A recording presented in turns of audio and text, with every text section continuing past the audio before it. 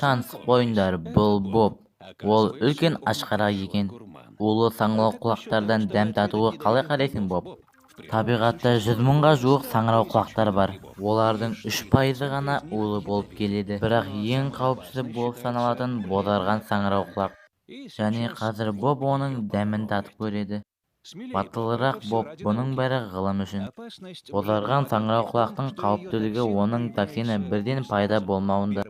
Бірінші симптомы бір күннен кейін пайда болады. Бұлшықеттің ауруы және қатты құсық. Содан кейін токсин бауырға кіреді. Содан соң бүкіл мүшелерді бұзады. Емсіз 80% жағдайда 10 күннен кейін өлім келеді.